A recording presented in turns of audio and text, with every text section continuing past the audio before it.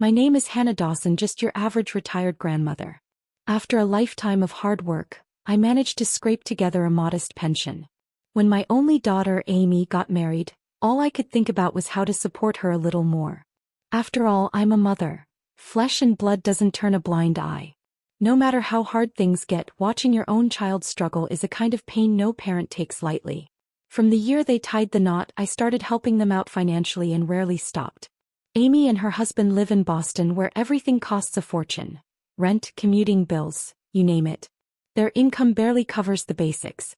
So I stepped in where I could. Then came the baby, and with Mason's arrival came formula, diapers, daycare.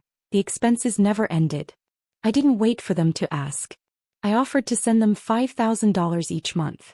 It wasn't a huge amount, but it was something, enough to keep Mason fed and their household running a little smoother. Time flew by. Before I knew it, Mason was old enough for school. That $5,000 wire transfer had become the most routine line item in my budget. My old friends would tease me now and then, saying, "Hannah, you're too good a mom. Sending money every month like that. Aren't you worried Todd's getting too used to the handouts?" I'd just laugh it off, always repeating the same thing. What's the point of keeping score? They're my family. As long as they're living well, I'm happy. Some people called me selfless. But I never thought of it that way. I just did what I believed a mother ought to do. Looking back now, maybe I was just being naive. Maybe in their eyes I'd been reduced to nothing more than a walking ATM. Christmas was around the corner and the days were getting colder. But my heart felt warm. I had made up my mind early on. I was going to spend the holidays at Amy's this year. I wanted to be with them. I wanted us to be a family. I started preparing for the holiday dinner 2 weeks in advance. I picked out a cozy dinosaur sweater for Mason. He was going to love it. For Amy, I finally got her that cashmere scarf she'd been eyeing for months. Warm and elegant, just like her. As for Todd, well, he's a coffee guy, so I had a friend in Oregon send me some specialty roasted beans. I even packed up a tin of homemade cookies and a small bottle of my signature bourbon, made back in my old hometown. By the time I zipped up the luggage, the 2 big bags were practically bursting. I hummed to myself while packing, picturing it all in my head. Our little family gathered around the table, the turkey sizzling in the oven, Mason tearing into his presents in the living room, Todd cracking jokes with me, Amy bustling around the kitchen. Just the thought of it was enough to melt away the winter chill. That 3-bedroom townhouse had been theirs since the year they got married. They were nowhere near the down payment back then, so I emptied nearly all of my savings and even borrowed some from my brother Robert to help them buy the place. I remember the day they got the keys. Amy threw her arms around me, eyes brimming with tears. "Mom, thank you. From now on, this is your home too. You come anytime you want. That south-facing bedroom? It's always yours." Todd was right beside her. He didn't say much, but he kept nodding. "Amy's right, Mom. You're welcome anytime."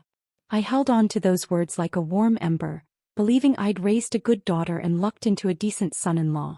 I still lived in my own little place, but every now and then when I visited for a few days, they were always polite and welcoming.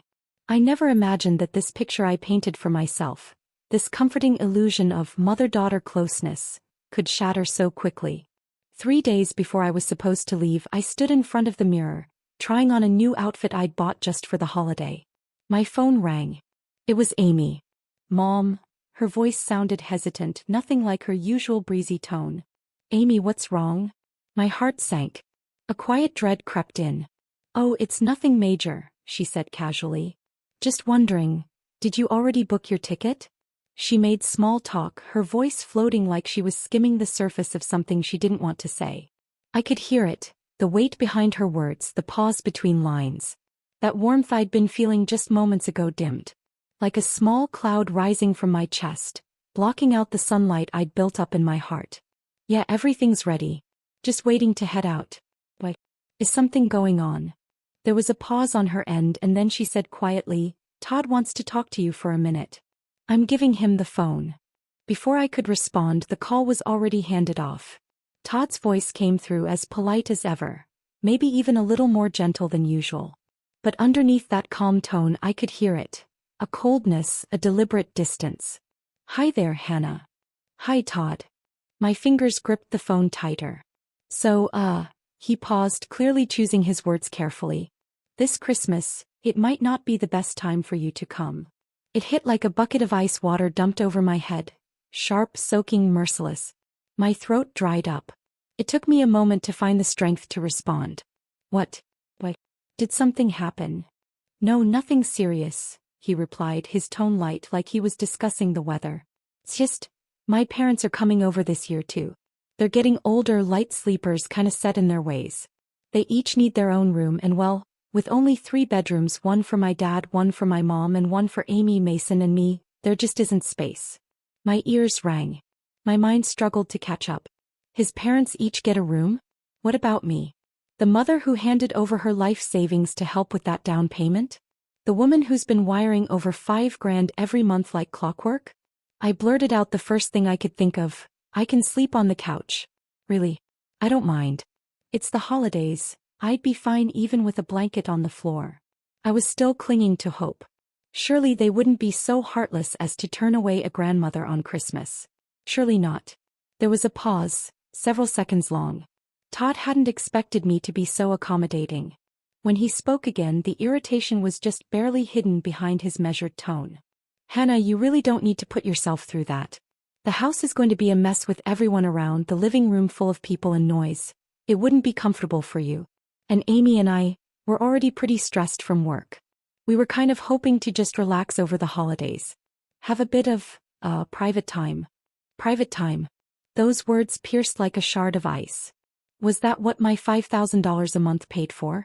A share in the common areas, with no room for the person footing part of the bill? He kept going, his voice light as if he were doing me a favor. Maybe you could stay home this year. Or visit Robert. His place is close and it's always lively over there. It sounded considerate on the surface. But underneath it was just another way of saying, don't come. You'd only be in the way. My heart plummeted inch by inch. Shock, hurt, disbelief. They all hit at once, choking the breath from my lungs. I fought to steady my voice. Todd, let me talk to Amy. I want to hear it from her. There was a rustle on the other end, Todd passing the phone over. Mom. Amy's voice was barely a whisper, soft and trembling. She sounded like she was either crying or desperately trying not to. Mom, please don't be upset. Todd didn't mean anything bad, it's just, his parents aren't in the best health and they really need good rest. So maybe you could just... Her words stumbled over each other, trailing off into a silence that said more than any sentence could. And in the background I heard it clearly, Todd clearing his throat. A small sound but unmistakable. A cue. A warning. She never said the words don't come, but she didn't have to. The truth was laid bare. She wouldn't even stand up for me. Not even to say I could take the couch. She'd picked her side and it wasn't mine. All right. I understand. I managed to keep my voice calm, used every ounce of willpower I had to hold on to my dignity. Then I hung up. The moment the dial tone echoed in my ear, the silence wrapped around me like a void. And just like that, the world went cold. I sat frozen on the couch like a puppet whose strings had been cut. My eyes locked onto the 2 suitcases in the corner, packed days ago, standing quietly beside the neatly wrapped holiday gifts I'd prepared for the family. Boxes wrapped in bright reds and greens, ribbons curled just so. But now those cheerful packages just looked mocking. Like they were laughing at me. Todd's voice echoed again and again in my ears. My parents are coming. Each of them needs their own room. Each of them. Their own room. The words looped in my head like a broken record and I couldn't stop the memories from flooding in. I remembered when they first got married, the 2 of them crammed into a shabby rental, old, drafty and barely livable. In the winter the walls froze over. In the summer the ceiling fan clattered like it might fall at any second. I couldn't stand to see them living like that. So I dipped deep into the retirement savings I'd spent my entire life building. That still wasn't enough, so I went around borrowing from friends and family. Somehow I scraped together what they needed for the down payment on that 3-bedroom townhouse. I spent days running around handling the paperwork, aching from head to toe, but my heart was warm. I thought I was helping my daughter build a home of her own. Then came the pregnancy. Amy's morning sickness was so bad she couldn't keep anything down. I moved in to take care of her, cooked whatever she could tolerate, walked with her when she couldn't sleep, massaged her aching back. After Mason was born, the sleepless nights began. Whenever he cried through the night, I was the one pacing the living room in circles, rocking him in my arms so the young couple could get a little rest. And through all these years without fail my phone would buzz at the beginning of every month. A message from the bank. $5,000 wired straight into Amy's account. Not a penny more, not a penny less. Even when I was struggling, cutting corners on my own meals, I never missed a month. I've given everything I had, money, time, energy, and I never once complained. Never asked for anything in return. Isn't that enough? Isn't that what a mother is supposed to do? And now what I get in return is a carefully worded dismissal. There just aren't enough rooms. As if I were an uninvited guest. As if all I've given could be brushed aside with one polite excuse and a locked door. The more I thought about it, the more it didn't sit right. Todd's parents. Since when did they suddenly become so frail? When did they need quiet rest in their own private rooms? I remembered very clearly. Last Thanksgiving they were gallivanting across Florida with a tour group, eating street food, lounging on the beach, grinning into the camera for picture after picture. Their social media was full of sunny photos and breezy captions. They looked healthy, happy, and nowhere near in need of rest. This excuse wasn't just flimsy, it was insulting. So flimsy, in fact, that it wasn't even trying to be believable. It wasn't about logistics anymore. It was a clear message: you're not welcome here. And then, like a snake slithering quietly into my thoughts, a dark realization began to take shape. What if they never planned on having me come at all? The moment that thought landed, it rippled through me like a stone dropped into still water, sending wave after wave crashing through my chest. Shame, hurt, rage. A burning sense of betrayal that tightened around my ribs until I could barely breathe. But I wasn't going to let this slide. I wasn't going to be cast aside like some worn-out burden, sent off with a fake smile and a half-truth. I needed to know the truth. All of it. I barely slept that night. Tossed and turned until the sky outside began to pale. My eyes were ringed in shadows, my head throbbed like a war drum, but oddly enough, my mind had never felt sharper. At dawn I reached for my phone and scrolled through my contacts. I paused at a name I barely recognized, Lily Green, Todd's niece. We'd only met once during a holiday gathering, exchanged pleasantries and added each other out of courtesy. We'd hardly spoken since. I hesitated, then opened the message thread and typed as casually as I could. Hey Lily, do you know what Todd's parents are doing for Christmas this year? I was thinking if they aren't going to Todd's, maybe I could invite them over here. My thumb hovered over the send button for a moment, then tapped. I sat frozen, gripping the phone, palms slick with sweat. Half an hour later, Lily replied, cheerfully unaware of the storm she was about to unleash. Hi Hannah. What a coincidence. My aunt and uncle already made plans to spend Christmas at Todd's. They're really excited, the whole family's getting together. They even booked a trip to Hawaii after the holidays. Boom. It was like a firework went off in my head. Only it didn't light up the sky, it incinerated the last shred of doubt I had. So that's it. Lies. All of it. From start to finish, Todd had lied to me. The not enough rooms, the elderly parents needing rest, pure fiction. The truth was simple, he just didn't want me there. I was a bother. A burden. Something to be managed, hidden, excluded. And I, like a fool, had offered to sleep on the couch. I was ready to settle for the damn floor if it meant being near my family. But they wouldn't even spare me a corner. Todd. What a performance. Give that man an Oscar and a standing ovation. His delivery was flawless. Too bad his script was garbage. I was shaking with fury, humiliation burning through me like wildfire. I had to breathe deep just to keep my hands from trembling. But I wasn't going to sit in silence. Not this time. I grabbed my phone again and dialed Amy's number. No more guessing. No more waiting. I needed answers and I was going to get them. The phone rang for a long time before Todd finally picked up. His tone was clipped, already impatient. He didn't even bother to pretend anymore. Yeah. Hannah. What now? I bit back the fire in my throat and spoke, my voice sharp and frosted over. Todd, let's cut the crap. Tell me the truth. Do your parents really need a room to themselves for health reasons? Or are you all just heading to Hawaii after Christmas? There was a beat of silence. Then his voice came back, angry and tight. Oh, for God's sake, Hannah. Who's been feeding you nonsense? Who told you that? He didn't deny it. He just panicked about where the leak was. And that was all the answer I needed. You don't need to know where I heard it, I said coolly, voice as steady as a blade. Just answer me. Yes or no. He went quiet again. But this time he didn't try to cover it up. And then the mask came off. His voice dropped, hard and dismissive, coated in disdain. So what if it's true? Christmas is for our family. My parents are rarely in town. Do we really need you there making things complicated?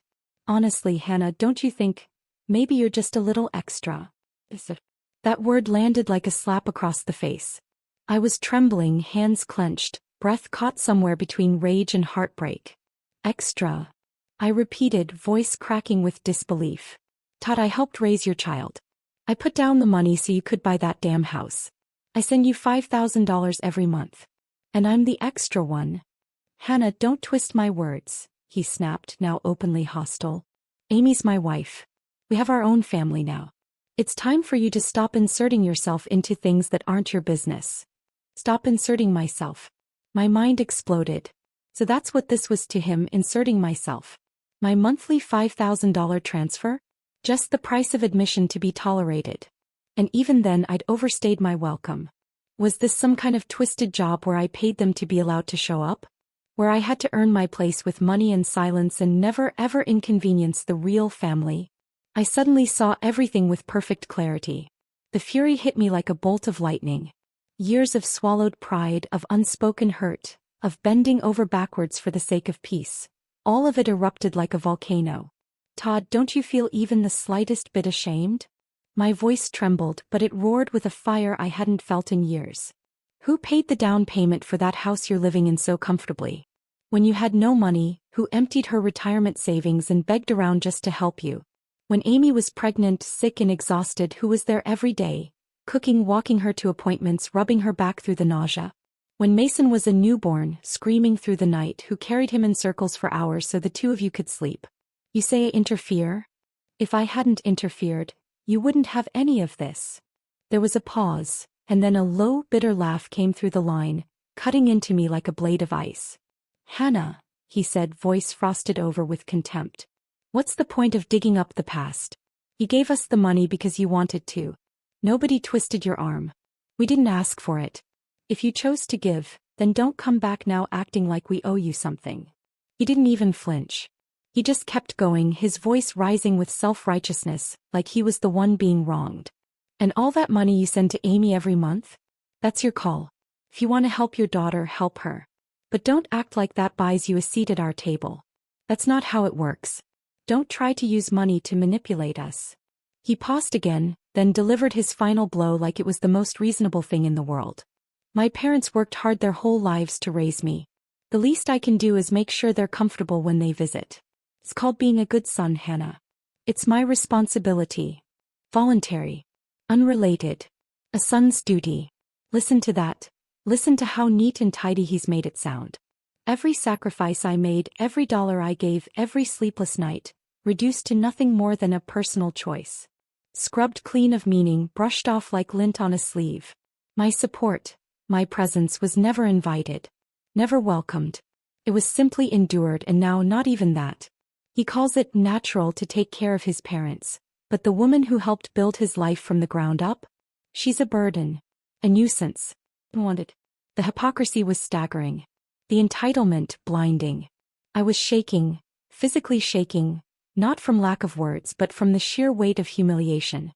His indifference crawled across my skin like 1,000 tiny ants, leaving behind nothing but ache. And in that awful, paralyzing silence, it finally hit me.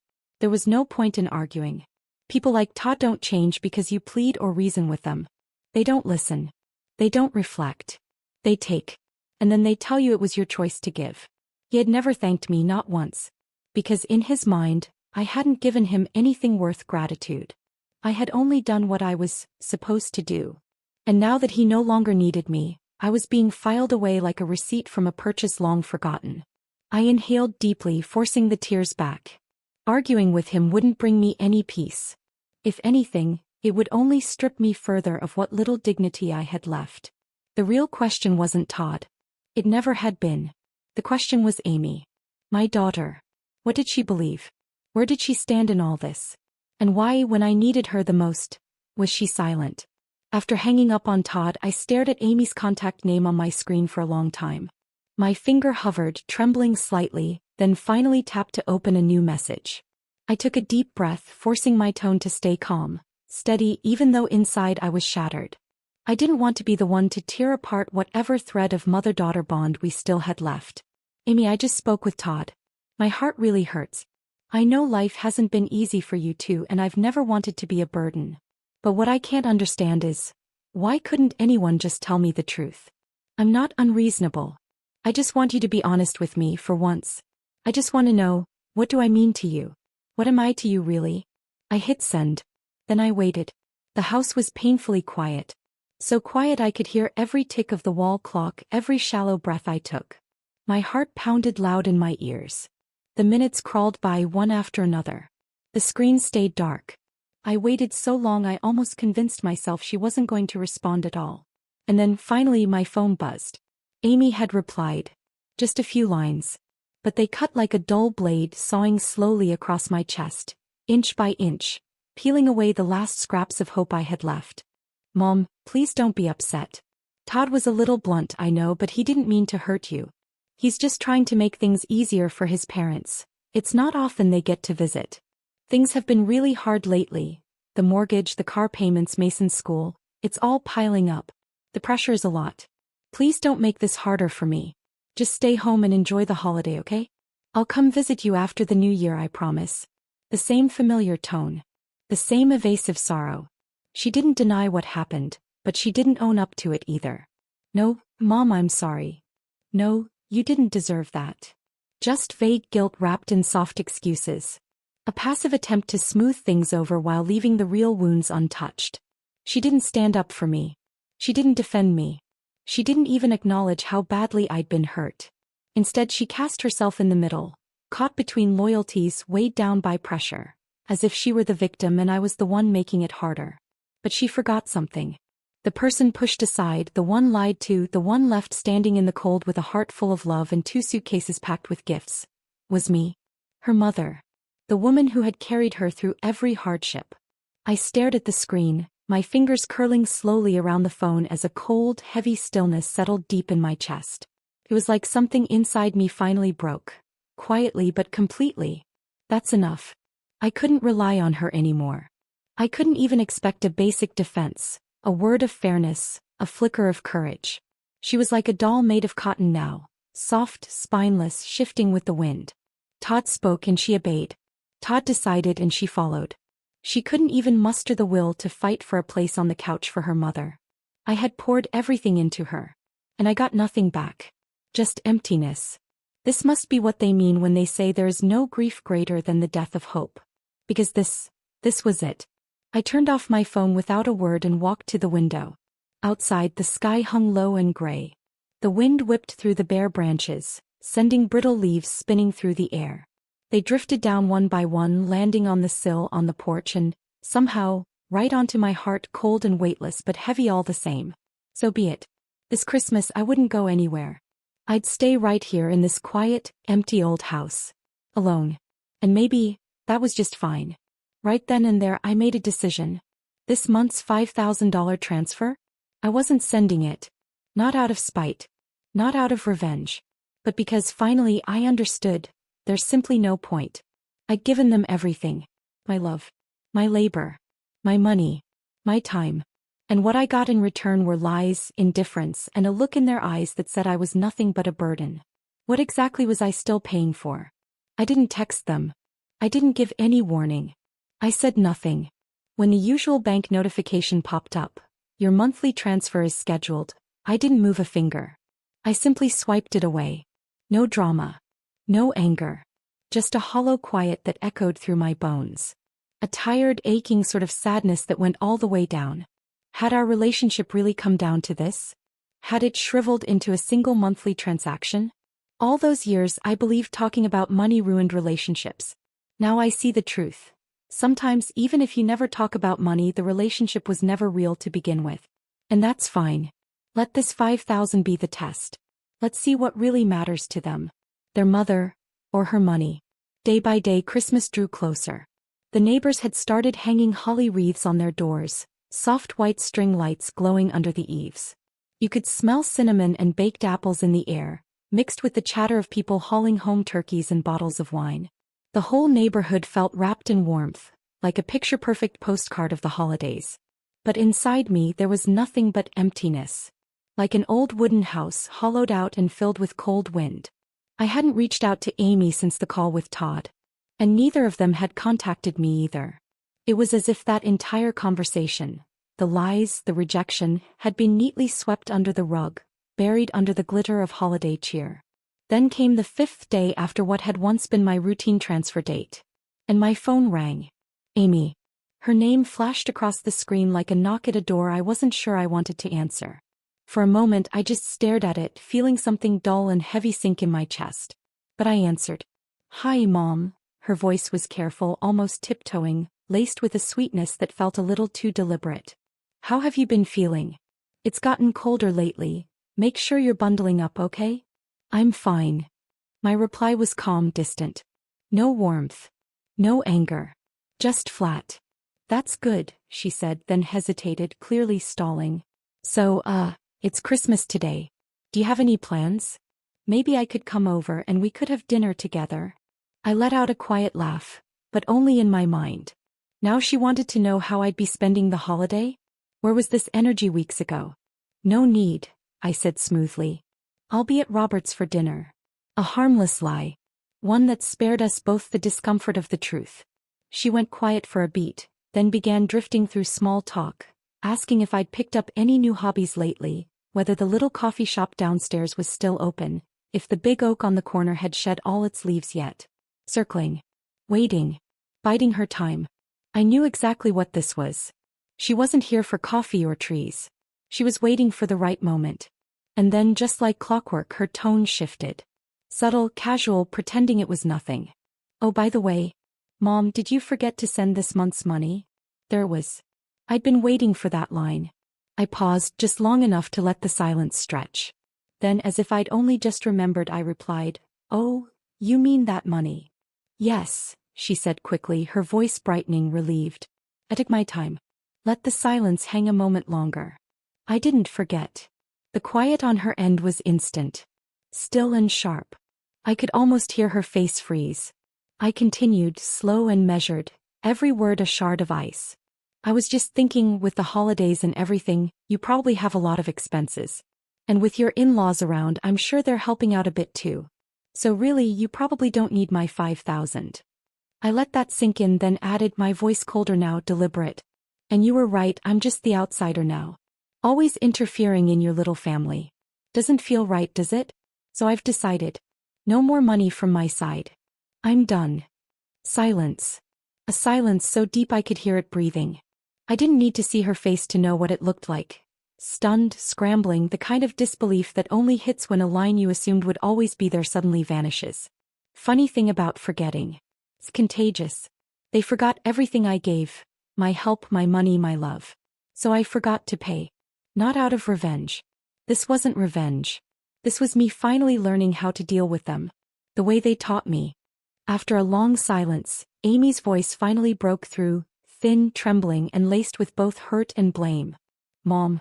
How could you do this? How could you just stop the transfer like that? Her voice climbed, rising into a shrill, frantic pitch, almost hysterical. Do you have any idea what we're dealing with this month? The mortgage, Mason's tuition, all the bills. We're drowning. And now you suddenly cut us off? How are we supposed to manage? And just like that, whatever last ember of tenderness I had left for her, flickering and fragile, went cold. She remembered the mortgage. She remembered the expenses. She remembered how hard things were for her. But she forgot. She forgot who emptied a lifetime of retirement savings to help them buy that house. She forgot who walked circles in the dark with a screaming baby so they could sleep. She forgot the $5,000 I sent every single month like clockwork, rain or shine. They remembered everything, except me. And in that moment I finally saw it clearly.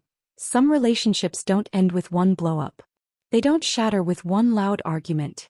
They rot slowly, piece by piece, through neglect, through silence, through the quiet violence of being pushed away again and again. I didn't change. They let go of me long ago. Before I could even respond, another voice exploded from the other end, Todd's, loud and boiling over with rage. Hannah. What the hell is this supposed to mean? He was yelling now, completely unhinged. You're using money to manipulate us, is that it? Amy is my wife and you're supposed to help her. Now you just cut us off. What, to make her suffer with me? So there was Todd unraveling. The same man who not long ago told me to stop interfering, now screaming down the phone because the checks stopped coming. Funny. That independence he bragged about sure didn't last long without my money. I held the phone steady and let out a soft, bitter laugh. Manipulate you? I echoed, voice cool and dry. How exactly am I manipulating you? I gave you that money because I wanted to. And now I don't. Isn't that the freedom you've always wanted? I paused for effect, then added, smooth as glass and sharp as ice. Besides, you're such a good son to your parents, right? Since they're staying with you for the holidays, I'm sure they'd be more than happy to help with the bills. After all, you keep saying this is your home now. Wouldn't want to burden outsiders like me with it anymore. Silence. And then Todd lost it completely. You, Hannah Dawson. Don't you dare act like you're some damn martyr. That down payment you gave us? My parents paid for the renovations. You think you're some kind of savior. His words came fast and venomous now, one after another, getting uglier by the second. You just wanted to control us. And now you're cutting us off so we'll come crawling back. Well, guess what? It's not going to happen. We don't need your filthy money. You hear me? He was shouting now, no longer in control, spitting fury and slurs down the line like bullets. If you think. Enough, Todd. Please, just stop. Amy's voice cut in, choked with tears, trying to calm him, but it was useless. He was off the rails, spiraling deeper into his tantrum, completely oblivious to the damage he was doing. I said nothing. I didn't hang up. I just listened. I listened as if I were watching a stranger's life unravel through a crack in the wall. His words were ugly, brutal. Like knives. But strangely, they didn't pierce anymore. Because I couldn't feel them. I had gone numb. Not because it didn't hurt, but because the pain had drained me of all sensation. I felt like I was floating outside of myself, watching from a distance as a sad, ridiculous scene played out. A grown man screaming into a phone, a woman crying in the background, and an old woman, me, finally realizing that some endings aren't made of fire and fury. They're made of silence, clarity, and a door that quietly closes behind you. The more Todd raged, the clearer everything became. His barrage of insults, so loud, so crude, were like a rusted, dull blade. And yet somehow they cut through the last tether I'd been clinging to. The final thread of hope I had left for this family, for Amy, for the fantasy of some sacred, unshakable mother-daughter bond. For so long I'd been afraid of confrontation. Afraid of awkward silences. Afraid that saying too much might damage the relationship.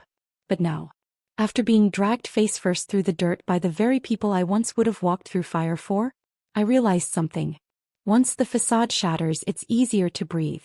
At least I didn't have to keep acting in the farce anymore. Pretending we were the picture of a loving, grateful family. That I was the gentle mother and they were the loyal children. Todd's voice finally began to fade. All that yelling had left him winded. The only sound left on the line his heavy, angry breathing. I waited a moment before I spoke, calm, steady, and cold as still water. You done? Silence. Like he didn't expect me to sound so quiet.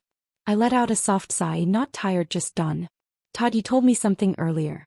You said you and Amy are an independent little family, and I shouldn't interfere. So fine. I'm respecting that. Starting now, I won't interfere ever again. I paused. Let it land. Since you think I've been using money to control you, let me make it simple. There will be no more money. I won't give you a single cent. No misunderstandings, no conditions. From this point forward, I'm stepping out of your lives. Entirely. I didn't yell. I didn't cry. I didn't even falter. And maybe that's why the words cut deeper, because they weren't said in anger. They came from something colder, stronger. Final. I added one last thing, my voice as even as ever. Don't worry. You won't get another call from me. I won't be bothering your little family again. Finally, Amy's voice slipped through, panicked and trembling. Mom, please don't say that. Todd didn't mean it, he's just upset. He didn't mean any of it. I let out a soft, sad laugh. Sweetheart, I don't care what he meant. What matters is what he said. And more importantly, you heard every word and you didn't stop him. She froze. I could hear it. The guilt rising in her throat. Her voice cracked, small and pitiful. Mom, it's been really hard. I know it's hard, Amy, I said gently. But it's hard for me too. You've been so busy feeling sorry for yourself, stuck in the middle. You never stop to think what it's like to be completely alone on Christmas. Sitting in a quiet house with 2 unopened suitcases and nobody coming home. You always understood. You just never stood up. Not once did you say, Mom, please stay. Silence again. The kind that says everything. I glanced out the window. The sky had darkened. On the corner, a few houses had turned on their lights, tiny warm glows against the winter dusk. The glass reflected my face back at me, calm, unfamiliar, awake. All right, I said finally, quiet but firm. Enjoy your holiday. Don't call again. I'm fine. Really. You don't need to worry about me. And with that I hung up. I powered down the phone and set it face down on the table. And for the first time in a very, very long while, I felt nothing but peace. The days that followed were quiet. Outside, the world spun toward Christmas. Neighbors wrapped their porches in twinkling lights. Laughter echoed down the block as kids zipped across snowy sidewalks on skateboards, and front doors bloomed with holly wreaths, golden stars, and bright red ribbons. But my home stayed still. I didn't hang a wreath. I didn't string up lights. Instead, I scribbled 3 simple words on the welcome mat by the door. Let the snow fall. There were 2 knocks at my door that week. The first was from Jane, the elderly woman across the hall. She came bearing a tin of her homemade spice cookies, her usual warmth radiating even through the wood between us.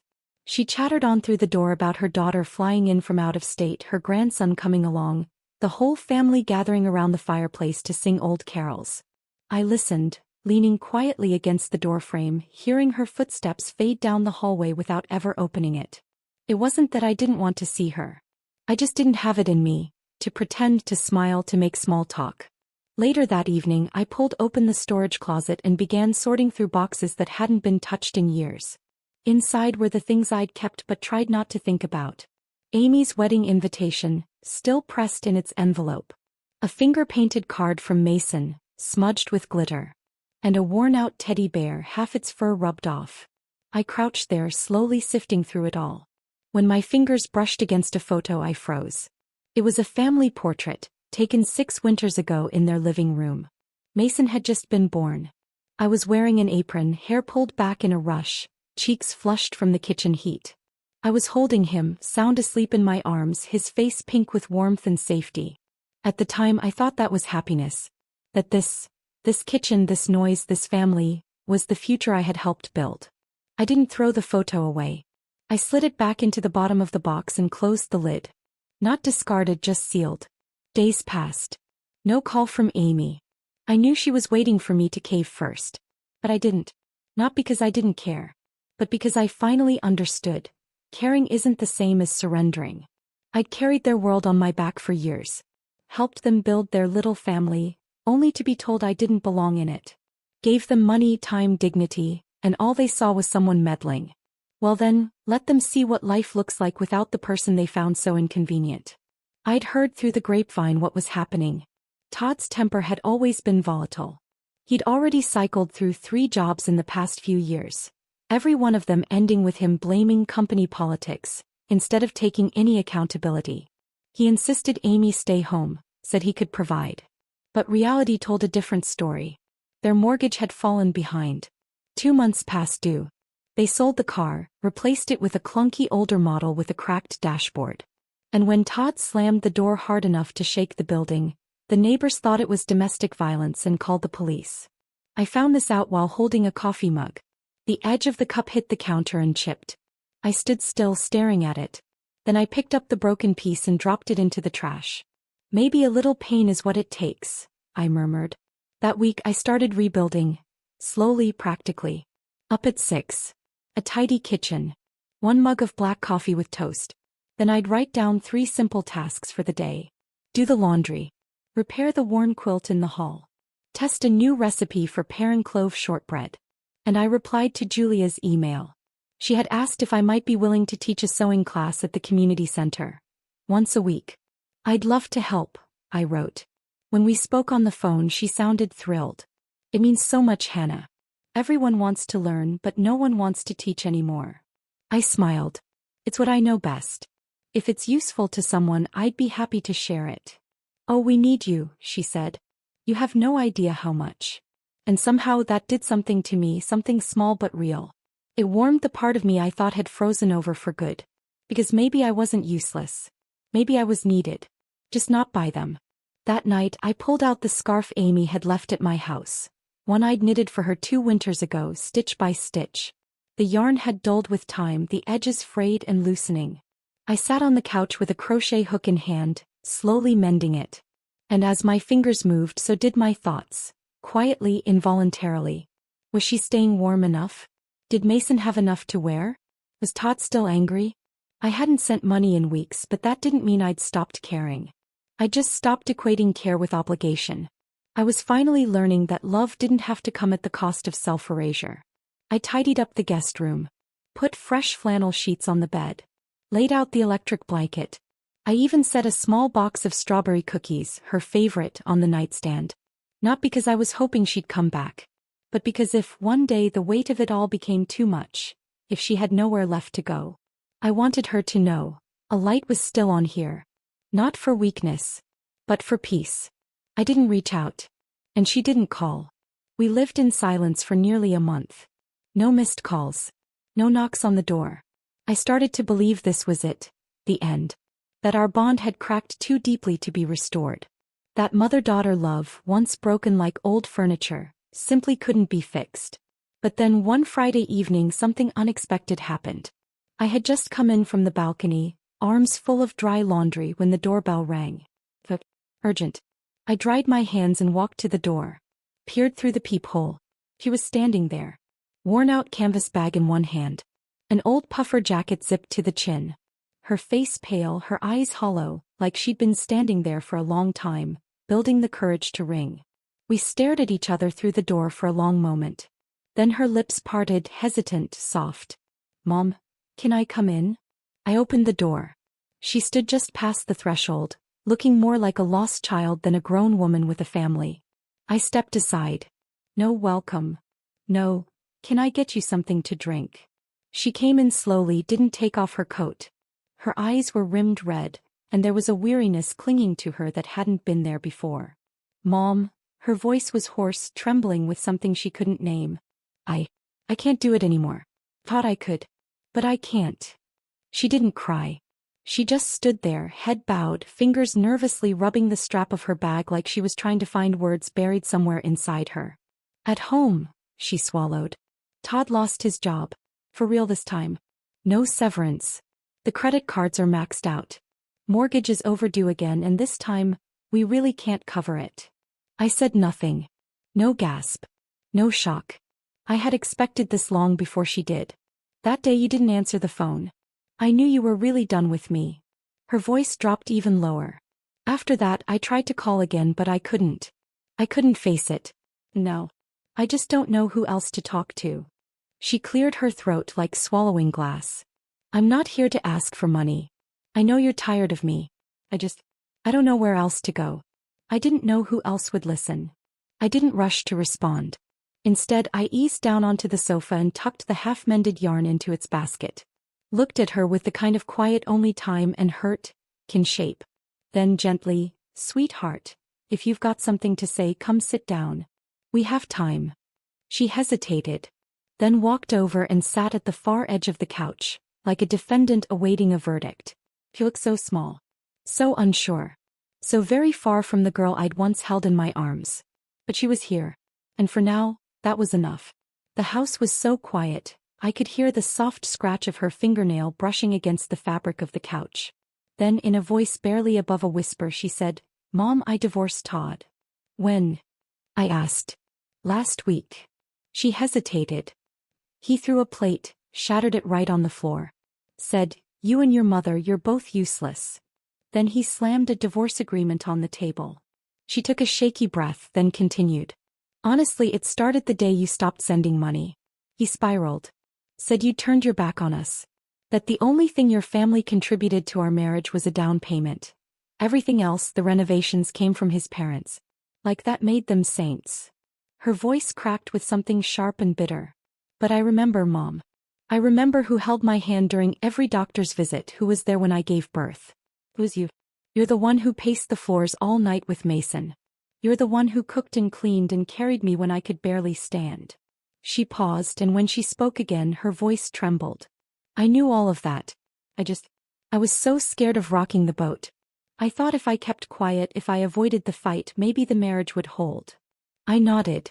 She wiped her nose with the cuff of her sleeve and said, Todd started staying out all night. Got angrier by the day. The night Mason had a fever, I called him begging for help. You know what he said? Your kid, your problem. She looked down, eyes welling again. I couldn't take it anymore. I really tried, Mom. I did. And then the tears came. Not soft, not silent, but jagged and raw. Shame, fear, guilt, all crashing down at once. Mom, I'm sorry, she whispered. I didn't defend you. I didn't say a word. And I know now, you weren't mad at me. You were hurt. I'm a mom now too, she added, voice thick. And I finally get it. I didn't answer right away. I just sat there watching her unravel. Then I stood up and walked into the kitchen. When I came back, I handed her a glass of water. Here, I said gently. Drink a little. Let yourself breathe. She took it, her hands trembling as the glass touched her lips. I wasn't angry, I told her, sitting back down. I was tired. Tired in a way I didn't know how to explain. She looked up at me, eyes full of regret, tears falling freely now. You used to say, Mom's your safety net, I said softly. But somewhere along the way, that net stopped being a comfort and started feeling like a cash machine. No one asked if I was okay. They just asked if I was still giving. Each word was quiet but deliberate. And it landed. I let you in tonight because you're my daughter. That doesn't change. Not ever. She nodded hard, wiping her cheeks. But the hurt you caused me, it's not something that vanishes overnight. I met her eyes. We'll need time. We'll have to rebuild. She nodded again, this time sobbing, but with something different behind the tears. A kind of understanding. A kind of release. Mom, I don't want you to keep living like that, tired and alone. I'll figure things out. I'll get a job. I won't lean on you like before. And then she reached for me. Collapsed into my arms and clung to me like she used to when she was little, when a nightmare or a skin knee was the worst thing in the world. Mom, I love you. I was so scared I couldn't hold it all together. I wrapped my arms around her. Gently, I stroked her back and whispered, It's okay to fall apart sometimes. But you can't spend your life making someone else your crutch. You understand? She nodded against my shoulder, tight and silent. I didn't say anything more. I let her cry. Then slowly I stood and went back to the kitchen. I pulled down the honey jar, set the kettle on the stove, and started making her a warm drink. Outside, the wind howled, whipping through bare branches. But inside there was finally a flicker of warmth again. A light that hadn't been lit in a long, long time. Amy stayed at my place for 3 days. Not moved back in, just staying temporarily. That's how she phrased it, and I didn't argue. She didn't bring much. Just a small crossbody bag, barely packed, not even a full change of clothes. I laid out clean pajamas and found an old scarf I'd knitted for her years ago, the one she used to love as a child. She dismissed it later, said the color was ugly, and stuffed it in a drawer. I never threw it away. The first night she didn't say much. She ate quietly, eyes fixed on her plate. She didn't even mention Mason. After dinner, I brewed a pot of tea and added an extra spoonful of honey to her cup. She sat curled into the corner of the couch, cradling the mug like it was the only thing keeping her upright. Mom, she murmured, thank you for letting me come back. I looked at her face, thinner than I remembered, shadows under her eyes. I nodded. I'm your mother, not your landlord, I said. Sweetheart, you don't have to tiptoe around me. Her eyes reddened again and she ducked her head, taking a sip of tea to hide her tears. I didn't say anything else, not out of anger, but because I knew the moment I softened too quickly, she might slip right back into the person who only knew how to lean. And I wasn't that woman anymore. The mother who would break herself in half just to keep her daughter standing. I had my own life now. After everything, I'd started volunteering at the community center. Once a week, I helped Julia lead a sewing class. A group of eager young women would gather around me, asking about stitch techniques.